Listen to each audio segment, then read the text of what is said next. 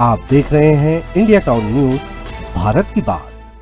छत्तीसगढ़ में मलेरिया का बढ़ता खतरा अब सिर्फ स्वास्थ्य का नहीं बल्कि सियासत का भी बड़ा मुद्दा बन गया है। एक तरफ बिलासपुर के कोटा ब्लॉक में लगातार बढ़ रहे मलेरिया के मामलों ने स्वास्थ्य विभाग की चिंता बढ़ा दी है, तो दूसरी तरफ कांग्रेस ने इसी मुद्दे को लेकर सरकार पर सीधा हमला बोल दिया है। कांग्रेस के राष्ट्रीय महासचिव और भिलाई नगर निगम के विधायक देवेंद्र यादव ने स्वास्थ्य मंत्री को घेरते हुए कहा, उन्हें विपक्ष नहीं बल्कि प्रदेश की बिगड़ती स्वास्थ्य व्यवस्था की चिंता करनी चाहिए। नमस्कार, आप देख रहे हैं इंडिया टाउन न्यूज और मैं हूं आपके साथ हर्षिता। देखिए हमारी एक खास रिपोर्ट।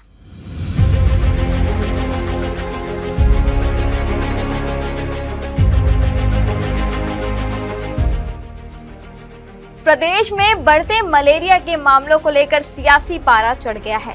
कांग्रेस के राष्ट्रीय महासचिव और भिलाई नगर विधायक देवेंद्र यादव ने संगठन चुनाव से लेकर प्रदेश की स्वास्थ्य व्यवस्था तक कई मुद्दों पर बीजेपी सरकार को निशाने पर लिया। उन्होंने कहा कि कांग्रेस एक लोकतांत्रिक पार्टी है जहां हर कार्यकर्ता को आगे बढ़ने का अवसर मिलता है। एनएसयूआई और युवा कांग्रेस के चुनाव युवाओं के लिए राजनीति में प्रवेश का सबसे बड़ा मंच है और वे खुद छात्र राजनीति से आगे बढ़कर राष्ट्रीय स्तर तक पहुंचे हैं।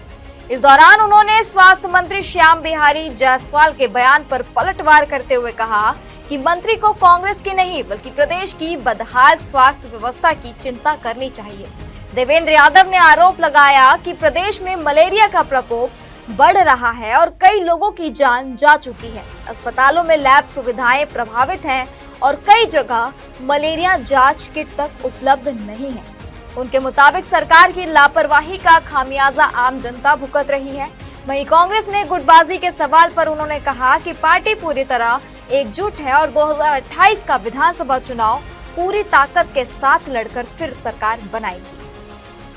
प्रतिस्पर्धा है और कांग्रेस वो लोकतांत्रिक पार्टी है जिसमें सभी को अवसर मिलता है, लोग सदस्यता कराते हैं, अपना पदाधिकारी बनते हैं और अपनी राजनीतिक आने वाले समय की जर्नी स्टार्ट करते हैं। मैं खुद इसी तरह के चुनाव से एनएसयूआई का कॉलेज प्रेसिडेंट बना, डिस्ट्रिक्ट प्रेसिडेंट बना, स्टेट प्रेसिडेंट बना, तो मुझे लगता है कि एक नया अवसर है युवाओं को कांग्रेस में जुड़ने का। श्याम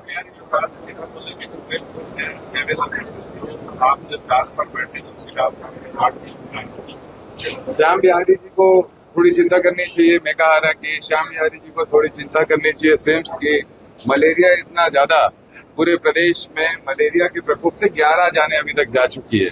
कहीं पर किट अवेलेबल नहीं है। जितने इन्होंने लैब्स बनाए थे वो सारे लैब्स में लैब्स हो चुकी है इनकी सारी। तो ये हालात है, मुझे लगता है उनको जनता ने और उनकी पार्टी ने स्वास्थ्य मंत्री बनाया और जनता का स्वास्थ्य खराब है। उनको अपने स्वास्थ्य को छोड़कर जनता के स्वास्थ्य पर ध्यान देना चाहिए। देखिए, ऐसा है कि कांग्रेस पार्टी ने लोकतांत्रिक व्यवस्था में सभी को अवसर दिया और सारे वरिष्ठ नेताओं का इसमें किसी का भी बहुत ज्यादा इन्वॉल्वमेंट नहीं होता। केवल और केवल कार्यकर्ता इसमें इन्वॉल्व होते हैं और हम सब लोग भी जिन लोगों से संबंध है उन लोगों की मदद करते हैं। जहाँ तक ये राजनीतिक बातें तो चलती रहती है, इस पे बहुत ज्यादा कोई कहने की बात नहीं है। कांग्रेस एकजुट है और आने वाले समय में 2028 में कांग्रेस पार्टी की सरकार बनने वाली। वहीं देवेंद्र यादव के आरोपों के बीच जमीनी तस्वीर भी कम चिंताजनक नहीं है। बिलासपुर जिले के कोटा ब्लॉक में मलेरिया के मामले लगातार बढ़ रहे हैं। हालात ऐसे हैं कि स्वास्थ्य विभाग को गांव-गांव जाकर जांच और इलाज का अभियान चलाना पड़ रहा है। बिलासपुर के कोटा ब्लॉक में मलेरिया का संक्रमण तेजी से फैल रहा है। पिछले 10 दिनों में 25 लोगों में मलेरिया की पुष्टि हो चुकी है। गुरुवार को भी 3 नए मरीज मिलने के बाद स्वास्थ्य विभाग की चिंता और बढ़ गई है। चौतौना, शिवतरई और अपानी, केंदा समेत प्रभावित गांवों में स्वास्थ्य विभाग की टीमें लगातार कैंप लगाकर जांच कर रही है।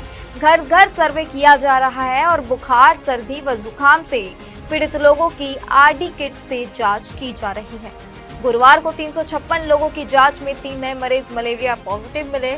गंभीर मरीजों को अस्पताल में भर्ती कराया जा रहा है, जबकि अन्य मरीजों का मौके पर ही इलाज शुरू कर दिया गया है। बढ़ते संक्रमण को देखते हुए कलेक्टर ने प्रभावित गांवों का दौरा कर स्वास्थ्य निगरानी तेज करने के निर्देश दिए हैं। सिम्स और जिला अस्पताल में अतिरिक्त बेड और दवाइयों की व्यवस्था की गई है, जबकि अधिकारियों को किसी भी संदिग्ध मरीज की तत्काल जांच और उपचार सुनिश्चित करने के निर्देश दिए गए हैं। मलेरिया के बढ़ते मामलों ने सरकार की स्वास्थ्य तैयारियों पर सवाल भी खड़े कर दिए हैं और सियासी बहस भी तेज कर दी है। अब देखना होगा कि सरकार विपक्ष के आरोपों का क्या जवाब देती है और सबसे अहम, क्या स्वास्थ्य विभाग समय रहते इस बढ़ते संक्रमण पर काबू पा पाएगा, क्योंकि यह सवाल सिर्फ सियासत का नहीं, लोगों के स्वास्थ्य का भी है। हमारी इस रिपोर्ट में फिलहाल इतना ही। मुझे दीजिए इजाजत और आप देखते रहिए इंडिया टाउन न्यूज भारत की बात। नमस्कार। आप देख रहे हैं इंडिया टाउन न्यूज भारत की बात।